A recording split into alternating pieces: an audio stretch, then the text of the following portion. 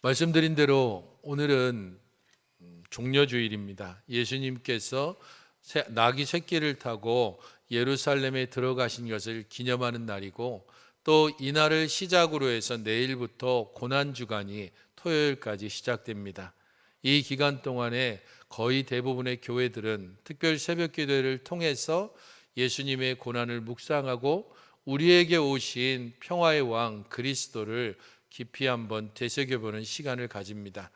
우리 교회도 이 특별 새벽 기도의 시간들을 통해서 그리스도께서 우리를 위해 당하신 고난을 묵상하고, 그가 우리를 위하여서 십자가에 달려 돌아가신 그 시간들을 통해서 우리의 죄됨과 그리고 하나님의 구원의 풍성함을 함께 묵상하게 될 것입니다. 이번 한 주간 힘을 내어서 함께 새벽을 깨우며 나오시는 여러분들이 됐으면 좋겠습니다.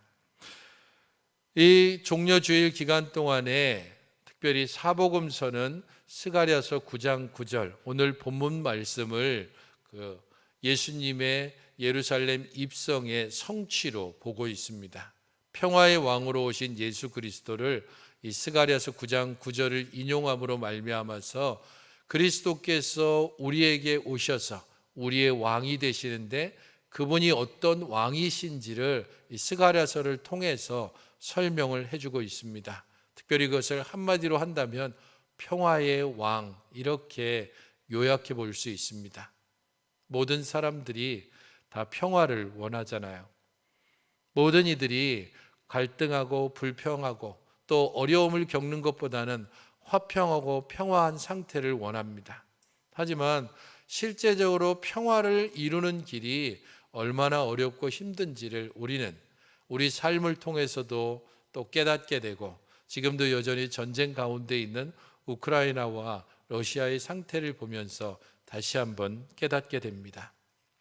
지난주 4월 7일 날 러시아의 대표적인 반체제 언론사의 편집장인 드미트리 무라토프라고 하는 사람이 사진에서 보는 것처럼 페인트 테러를 당했습니다. 기차 안에서 모든 사람들이 있는 가운데 갑자기 두 사람이 기차 안으로 들어와서 페인트와 그리고 아세톤이 섞인 물체를 뿌려서 저렇게 자신의 얼굴에 뒤집어 쓰고 온 객실이 난장판이 됐습니다. 덕분에 기차가 30분 동안 지연되기도 하고 이것이 온 세계에 퍼지기도 했습니다.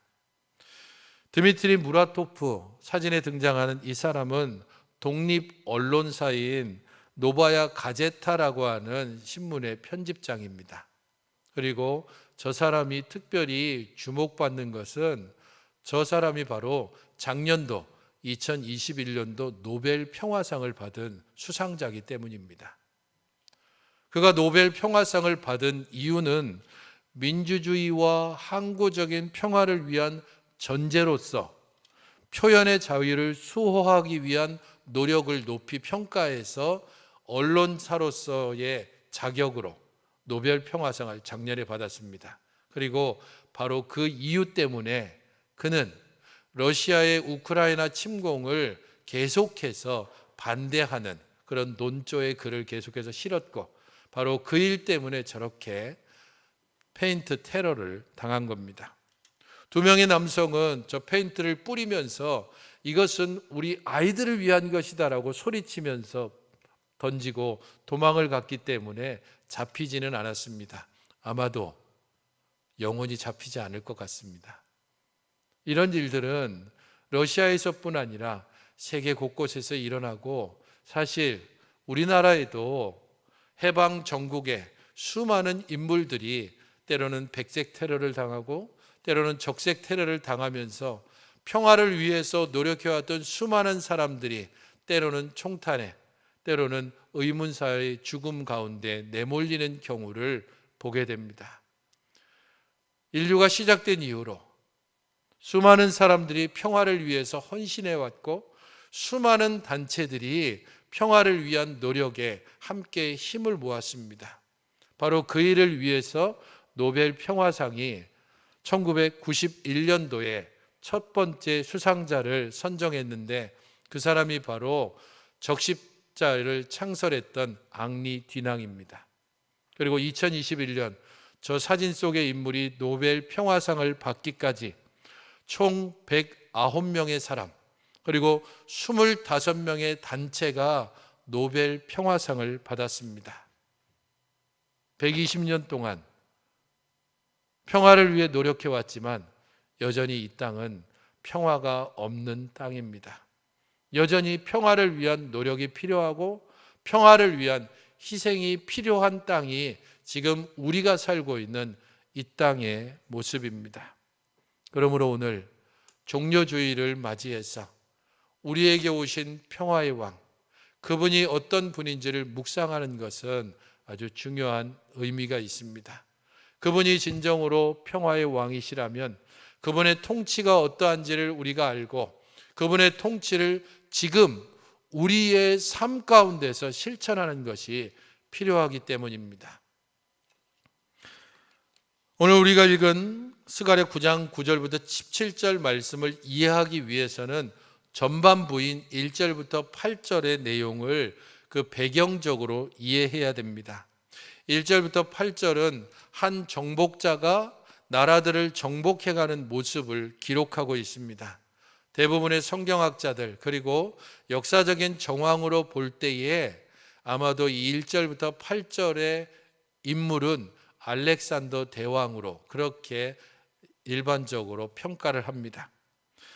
알렉산더 대왕은 자기의 아버지 필립 2세를 이어서 왕이 된 후에 페르시아 제국과 3번에 걸쳐서 큰 전쟁을 치르고 이 3번 모두 승리를 거둡니다. 그 지도에서 보는 것처럼 첫 번째 전쟁인 그라쿠니스 강 전투, 두 번째 전쟁인 아수스 전투, 세 번째 전투인 가오 가멜라 전투, 이 3번의 전투를 모두 다 승리합니다. 특별히 오늘 이 스가랴 9장의 전반부인 1절부터 8절의 배경은 가운데 파란색으로 점친 두 번째 전쟁, 아수스 전투 이후에 있었던 일입니다. 이 아수스 전투는 페르시아 왕 다리우스 3세가 알렉산더와 대결을 했는데 페르시아 군대가 최소 30만에서 60만, 그에 반해서 알렉산더가 이끄는 마게도냐 군대는 채 5만이 되지 않았습니다. 적어도 6배 이상, 그리고 최대로는 약 12배 이상의 전력 차이가 나는 절대적으로 숫자에서 열세인 전투를 이겼던 전투가 아수스 전투입니다. 놀라운 승리를 거뒀던 그 알렉산더는 그 여세를 몰아서 사진에서 보는 것처럼 지중해 해변가를 중심으로 해서 하나씩 정복 전쟁을 이어갑니다. 앞서 블레셋의 5개 도시가 하나씩 점령당하는 모습을 이 1절부터 8절에서 하나씩 기록해 가고 있는데, 그러한 가운데서 알렉산더가 이 정복 전쟁을 하나씩 진행해 가면서 중간에 7개월간이나 멈췄던 기간이 있습니다. 그게 뭔가 하면 두로라고 하는 작은 도시를 점령하는데 무려 7개월이나 걸렸습니다. 9장 3절을 보십시오. 9장 3절을 보면 두로는 자기를 위하여 요새를 건축하며 은을 티끌같이 금을 거리에 진흙같이 쌓았도다라고 말하고 있습니다. 성경에는 두로라는 지명으로 나오지만 세계사에 보게 되면 티레라고 하는 지명으로 나옵니다. 이 도시는 아주 독특한 도시입니다. 지도에서 이렇게 한번 보게 되면 섬이 하나 나오죠. 두로는 둘로 나눠져 있습니다. 육지에 있는 두로, 그리고 저 섬에 있는 두로, 두 지역으로 나눠져 있습니다. 그래서 이 두로라고 하는 섬을 함락하기가 얼마나 어려운지 성경에 나오는 아수르의 사네립, 이 사네립이 5년 동안 저 섬을 에워싸고 공격했지만 결국은 포기하고 물러났습니다. 바벨론의 느부갓네살 왕, 그 왕은 저 두로를 함락하기 위해서 무려 13년 동안 섬을 포위하고 공격했지만 결국은 두로와 함께 그냥 평화 조약을 맺는 식으로 해서 체면만 채우고 물러날 수밖에 없었습니다. 육지에 있는 두로는 함락할 수 있었지만 저 섬에 있는 두로는 결코 어느 나라도 함락할 수 없었습니다.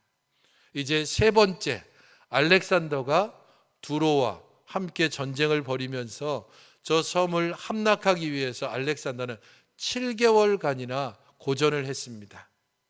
그가 두로를 점령하는 데 있어서는 다른 한편의 그 지도에서 보는 것처럼, 그리고 그림에서 지금 나오는 것처럼 육지에 있는 두로를 함락한 후에 그 성을 완전히 철저하게 파괴했습니다.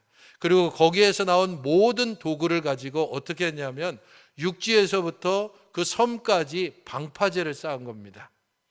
그 거리는 800m 정도 됩니다. 방파제를 쌓고 거기에 공성기를 설치하고서 섬을 공격했습니다. 거기에다가 그가 가지고 있는 배 200척으로 섬을 완전히 둘러싸고 공격을 같이 감행했습니다. 그러고 나서도 무려 7개월이나 걸려서야 겨우겨우 두로를 함락할 수 있었습니다. 알렉산더가 이렇게 두로 섬을 함락하는데 어려움을 겪었지만 오늘 성경에서는 그 성과를 어떻게 평가하고 있는지 4절을 보십시오. 9장 4절은 주께서 그를 정복하시며 그의 권세를 바다에 쳐넣으시리니 그가 불에 삼켜질지라 라고 기록하고 있습니다. 대부분의 역사를 볼 때에 이 기록들이 알렉산더가 두로를 점령한 것으로 대부분 다 그렇게 동의하고 있지만 성경에서는 그것을 주께서 행하신 것이다라고 기록하고 있습니다.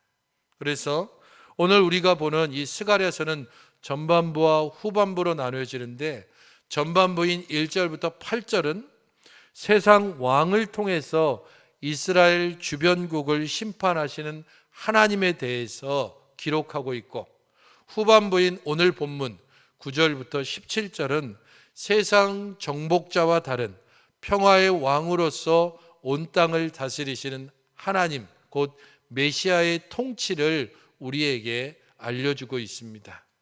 오늘 우리는 이 후반부 본, 곧 세상 왕과 다른 평화의 왕으로 오시는 메시아, 그의 통치에 대해서 함께 살펴볼 것입니다. 9절을 같이 한번 읽어보시면 좋겠습니다. 9절입니다.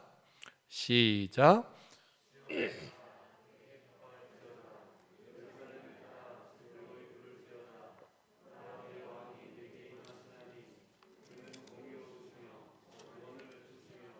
겸손하여서 마귀를 타시나니 나귀의 작은 것 곧 나귀 새끼니라. 길게 되어져 있지만 오늘 본문은 사실 이 9절 말씀에 모두가 다 압축이 되어져 있습니다. 그런 면에서 이 9절을 중심으로 함께 살펴보게 될 것입니다.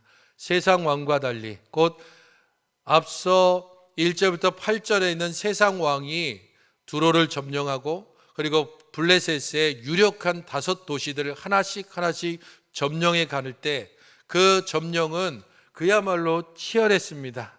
수많은 사람들이 칼날에 의해서 피를 흘리고 성이 부서지고 수많은 사람들이 살해를 당하는 일들이 있었습니다. 그런 것과 달리 보라, 너의 왕이 임하신다라고 이야기하면서 그 왕이 세상 왕과 어떻게 다른지를 하나씩 설명해 주고 있습니다. 9절에서는 그것을 특별히 3가지로 나누어서 그의 모습을 묘사하고 있는데, 첫 번째는 공의로우시며 라는 말씀입니다. 그는 공의로우시다라고 말을 하고 있습니다. 알렉산더가 이 두로를 함락할 때에 7개월이 걸렸다라고 말하고 있습니다. 알렉산더로서는 상당히 자존심이 상할 수밖에 없습니다. 왜냐하면 앞서 이수 전투에서는 거의 30만에서 60만에 이르는 대군을 5만으로 격파했기 때문입니다. 그가 이렇게 격파한 후에, 그가 그 전쟁을 이긴 후에 다리우스가 있는 진영으로 가서 무려 상당히 많은 사람들에게 상당한 선정을 베풀었습니다. 약탈을 하지 못하게 하고, 그리고 거기에 있는 다리우스의 모친 그리고 두 딸을 보호해 줬습니다. 생필품을 또한 제공해 줄 뿐 아니라 군사들로 하여금 함부로 약탈을 하지 못하게 했습니다. 다리우스 왕이 버리고 간 수많은 것들 중에 야수스 전투 후에 알렉산더가 취한 것은 하나밖에 없다고 역사가 기록합니다. 그것은 다리우스가 쓰던 황금으로 만든 욕조입니다. 전투 후에 그의 온몸에 가득했던 피를 이 황금 욕조에 물을 받아놓고 씻는 것으로 알렉산더는 그의 관대함을 보여주었습니다. 그에 반해서 두로를 함락한 후에 알렉산더가 보여준 것은 전혀 상반됩니다. 무려 7개월 동안 온갖 힘을 다 내서 두로를 함락한 후에 그는 1만 명에 이르는 사람들을 죽였습니다. 그리고 3만 명에 이르는 모든 두로 사람들을 다 포로로 팔아버렸습니다. 한치의 자비심도 없이 그는 자기를 대항했던 두로 사람에 대해서 가장 큰 복수심과 가장 큰 감정으로 대했습니다. 그에 반해서 그는 공의로우시다라고 선언하고 있는 것입니다. 그분은 감정적으로 대하시거나 또한 그분은 단순히 우리 자신들을 자신의 뜻대로 자기 마음과 생각에 따라서 함부로 대하시는 분이 아니라는 겁니다. 공의를 따라서 우리를 대하시고 다스리신다라고 말씀하고 있습니다. 대선이 끝났습니다. 대선 이후에 새로운 정부가 내세우고 있는 기치는 공정과 상식입니다. 이 공정과 상식이 5년 동안 어떻게 진행되고 또한 이루어질지를 온 국민이 함께 지켜보게 될 것이고, 그에 따라서 5년 후의 선거 결과가 결국은 이루어지게 될 것입니다. 무엇을 행하든 자신들이 내세우고 있는 가치 혹은 자신들이 내세우고 있던 모든 것들을 온전히 실현하느냐 실현하지 않느냐에 따라서 국민들은 5년마다 투표를 통해서 심판을 하게 됩니다. 마찬가지로 그리스도인들도 이 땅에 판단을 받게 되고, 우리들이 외치고 있는 것, 우리들이 또한 부르짖고 있는 것, 그것을 우리 삶에서 온전히 실천하고 있는지를 두 눈 부릅뜨고 판단하고 있습니다. 코로나 이후에 교회가 당했던 일들을 생각해 보십시오. 코로나 이전과 이후에 교회와 그리스도인들에 대한 세상 사람들의 평가에 대해서 곰곰이 생각해 보십시오. 어찌 보면 너무하고 부당하다고 생각할 수 있지만, 어찌 보면 교회와 그리스도인들이 그동안 행해왔던 그런 모든 것에 대한 세상의 평가일 수 있습니다. 그런 면에서 우리들은 우리 자신들을 돌아볼 수 있어야 됩니다. 우리가 외치는 사랑과 정의를 우리의 삶을 통해서 실천하고 있었는가? 우리가 외치는 온유함과 겸손함이 우리의 삶에서 진정으로 드러나고 있는가? 그리스도께서 행하셨던 나눔과 섬김을 진정 우리들의 일상 가운데 실천하고 있는가? 우리는 세상의 빛과 소금입니다라고 말하고 있지만 진정으로 세상이 그것을 온전히 체득하고 있는지, 세상 사람들이 우리를 향해서 당신들은 정말 세상에는 없어서는 안 될 세상의 빛과 소금이라고 우리를 평가하고 있는지를 돌아보아야 한다는 것입니다. 우리의 왕은 공의로 다스리시는 왕이십니다. 우리의 왕은 이 공의를 그의 온몸을 통하여서 그의 온 삶을 통해서 실천했을 뿐 아니라 그의 십자가 죽으심을 통해서 완성하셨습니다. 그러므로 그리스도를 우리의 주로 모시고 있다면, 그리스도를 우리의 왕으로 모시는 사람이라면 내 삶을 통해서 그리스도의 공의를, 그리스도의 겸손을, 그리스도의 온유를, 그리스도의 사랑을, 그리스도의 나눔을, 그리스도의 섬김을 온전히 실천하고 있는지 이 고난 주간 동안에 스스로를 돌아보며 내가 모시는 왕의 통치하심을 내 삶을 통해서 온전히 이루고 있는지 깊이 돌아보는 시간이 되어야 합니다. 두 번째로, 그는 어떤 왕이신가? 구원을 베푸시는 왕이라고 그렇게 두 번째 이야기를 하고 있습니다. 구원을 베푸신다. 특별히 이 말은 단순히 영혼의 구원, 이 부분들에 초점을 맞추는 것이 아니라 구원을 베푸시되 어떻게 베푸시는가에 좀 더 초점이 맞춰져 있습니다. 특별히 이 구원을 베푸신다라고 하는 단어가 능동태가 아니고 수동태입니다. 그러니까 이 말의 의미를 제대로 이해하려면 그는 구원을 받으셨고 그가 구원을 받으심으로 우리에게 구원을 베푸셨다라는 의미입니다. 그래서 이 말 뜻은 예수 그리스도께서 하나님의 죽음에서 일으키심을 통하여 우리에게 구원을 베푸셨다는 것을 우리는 이해해야 됩니다. 곧 그의 구원 베푸심은 하나님을 온전히 의지함으로, 하나님께 온전히 순종함으로 우리에게 구원을 베푸심이 되었다는 겁니다. 바로 우리는 이 부분에 집중해야 됩니다. 그리스도께서 하나님을 온전히 의지하셨습니다. 그리스도께서 하나님의 말씀에 온전히 순종하셨습니다. 그 결과로 우리에게 구원이 베풀어진 것입니다. 우리는 무엇을 의지하며 삽니까? 10절을 보십시오.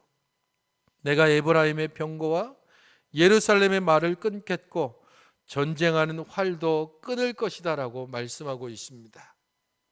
당시 이스라엘은 남과 북으로 나눠져서 대치하고 있을 때에 활과 화살을, 병거와 말을 수입하고 하다못해 외국 군대까지 끌어들여서라도 북이스라엘, 남유다가 서로 대치하고 서로 전쟁하고 서로 갈등하면서 살아왔습니다. 그리고 스가랴가 이 말씀을 전파하는 그때에는 결국 그들은 북이스라엘도 아수르에 의해서 멸망당하고 남유다도 바벨론에 의해서 멸망당한 상태입니다.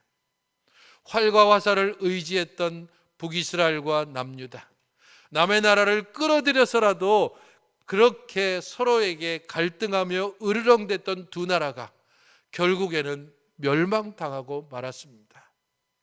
바로 이 부분을 우리에게 알려주고 있습니다.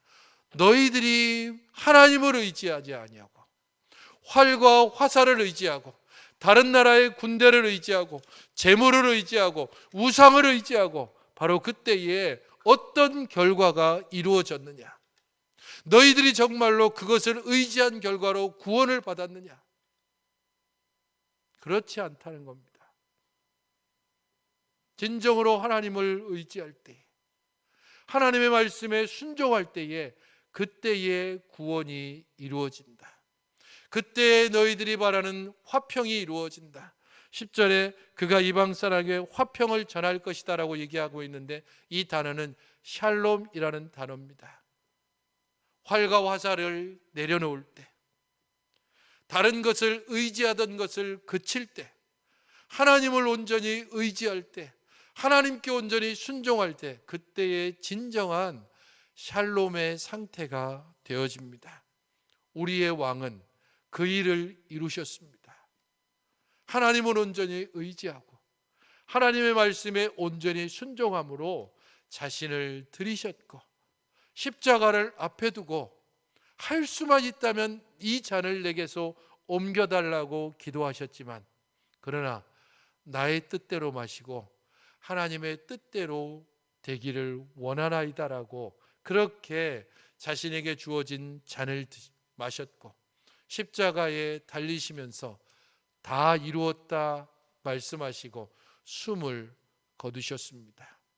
그의 순종을, 그로 말미암은 구원을 우리는 온전히 본받아야 합니다. 우리가 진정으로 구원의 기쁨을 누릴 수 있으려면 그리스도의 순종, 그리스도의 하나님께 대한 의지를 온전히 배워가야 됩니다. 이 고난주간 기간 동안에 무엇을 내가 의지하고 있는지, 내가 여전히 무엇을 지금 붙잡고 살고 있는지, 왜 내가 여전히 하나님을 온전히 섬긴다고 하면서 그리스도를 나의 왕으로 고백하면서도 여전히 평화를 누리지 못하고 여전히 갈등하고 여전히 염려와 고민과 고통 가운데 살아가고 있는지를 묵상하면 내 마음속에 하나님이 아닌 다른 것을 의지하는 것이 보일 것입니다. 내 손에 다른 것을 온전히 채우고 있는 것을 보게 될 것입니다. 온전한 순종만이, 온전히 하나님을 의지할 때만이 우리에게 구원이 풍성하게 이루어질 수 있습니다. 그분은 바로 그 일을 통하여 우리에게 구원을 베푸셨고, 바로 그런 모범을 따라 우리가 하나님께 순종하기를 명하고 계십니다. 세 번째, 그가 어떤 왕이신가? 겸손하여 나귀를 타셨다라고 말씀하고 있습니다. 나귀에 적은 것 곧 나귀 새끼라고 말씀하고 있고, 바로 이것이 종려주일에 예수님께서 나귀 새끼를 타고 예루살렘에 들어가시는 것을 통해서 성취되었습니다. 하지만 여기에서 특별히 주목할 것은 겸손이라는 단어입니다. 이 겸손이라는 단어는 주로 어떤 때 쓰이고 있느냐 하면 경제적으로 어려움을 당하고 그리고 심적으로 육체적으로 고통을 당하고 있는 이스라엘을 묘사할 때 주로 사용되어진 단어입니다. 하나님을 의지하고 하나님을 바라보며 하나님의 도우심을 온전히 바라는 그런 이스라엘, 경건한 이스라엘이 당하고 있는 고난과 고통을 이 겸손이라는 단어를 사용하고 있습니다. 그래서 그가 겸손하여서 나귀 새끼를 탔다라고 하는 것은 그의 백성의 고난과 그의 백성의 고통과 그의 백성의 아픔을 나누시고 그것을 함께 견디시는, 고난받으시는 메시아를 여기서 설명하고 있습니다. 그분은 우리의 고난을 당하시고 우리의 연약함을 아실 뿐 아니라 그것을 친히 그 몸에 짊어지신 분입니다. 우리가 고통 중에 부르짖을 때 우리의 고통의 소리를 들으시고 우리가 한숨 지을 때 그 한숨을 헤아리십니다. 우리가 그리스도를 향한 고난과 아픔 가운데 때로는 하나님이 없는 것처럼 여겨지는 그 순간에도 우리와 더불어 함께 하시고 우리와 더불어 고난의 길을 걸어가시는 분이시라는 겁니다.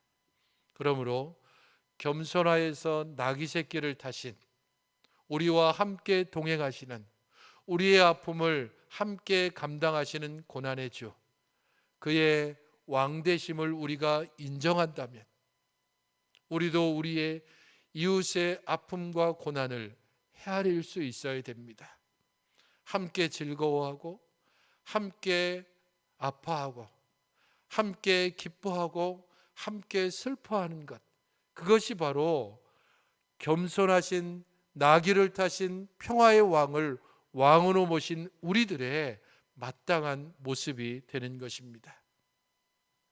사랑하는 성도 여러분, 하나님께서 우리에게 평화의 왕 예수 그리스도를 보내주셨습니다. 왜 그가 평화의 왕 예수 그리스도를 보내주셨습니까? 11절에 나오는 것처럼 내 언약의 피로 말미암아입니다. 구약으로 보면 제사의 피를 이야기하지만 신약으로 보면 예수 그리스도의 십자가의 피를 의미합니다. 언약의 피로 말미암아 우리를 죽음의 구덩이에서 건지신다라고 말씀합니다.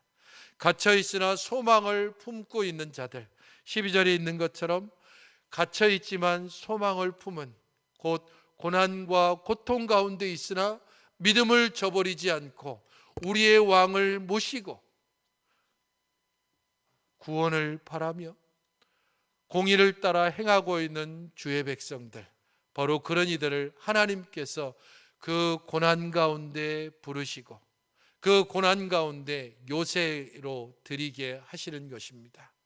그러므로 성도 여러분, 우리를 통치하시는 평화의 왕, 바로 그분이 공의로 우리를 통치하시는 것처럼 우리도 우리의 삶을 통해 하나님의 공의로우심을, 하나님의 그 놀라우신 사랑을, 하나님의 그 자비와 인내와 섬김을 온전히 보여줄 수 있어야 됩니다. 그리스도께서 하나님을 온전히 의지하고 순종하셔서 우리에게 구원을 베푸신 것처럼 우리도 하나님의 말씀과 하나님의 명령에 온전히 순종하며 하나님을 온전히 의지함으로 우리의 구원의 풍성함을 누릴 수 있어야 합니다. 그리스도의 겸손을 본받아 이웃의 고통과 아픔을 우리의 것으로 여기고 그들에게 곁을 내어주고 그들과 함께 울 수 있고 그들과 함께 우는 자리에 함께 동참하는, 그리하여 말로만의 사랑이 아니라 행함과 진실함으로 보여주는 사랑을 통해 이 땅에 평화의 왕으로 오신 그리스도를 왕으로 모시는 자의 아름다움을 보여줄 수 있어야 합니다. 보라, 내 왕이 네게 임하시나니.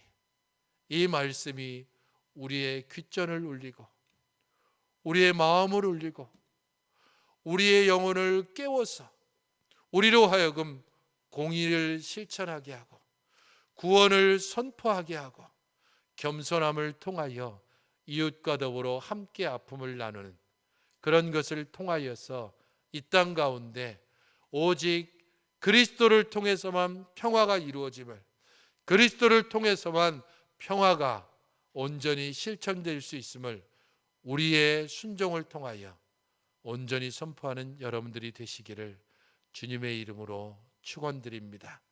바로 그 일을 위하여 우리는 그리스도의 마음을 온전히 품어야 합니다. 빌립보서 2장 5절부터 8절 말씀을 함께 읽음으로 오늘 말씀을 마치도록 하겠습니다. 함께 한 목소리로 우리에게 이 마음을 주셔서 우리로 하여금 평화의 왕을 온전히 선포하게 해달라고 함께 그 마음을 가지고 읽겠습니다. 시작. 너희 안에 이 마음을 품으라. 곧 그리스도 예수의 마음이니 그는 근본 하나님의 본체시나 하나님과 동등됨을 취할 것으로 여기지 아니하시고 오히려 자기를 비워 종의 형체를 가지사 사람들과 같이 되셨고 사람의 모양으로 나타나사 자기를 낮추시고 죽기까지 복종하셨으니 곧 십자가에 죽으심이라. 그리스도의 이 순종을 온전히 본받아 평화의 왕을 이 땅 가운데 선포하고 평화를 만들어가는 주의 백성이 되시기를 주님의 이름으로 축원합니다. 기도하시겠습니다. 하나님 아버지, 저희들을 주의 백성으로 부르시고 우리에게 평화의 왕을 주심을 감사를 드립니다.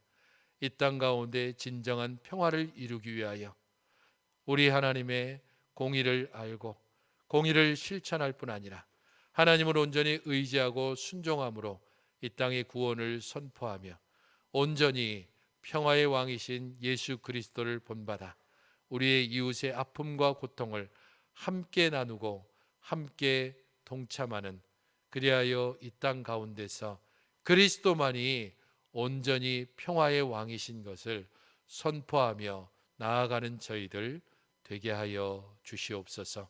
예수님의 이름으로 기도하옵나이다. 아멘. 모두 자리에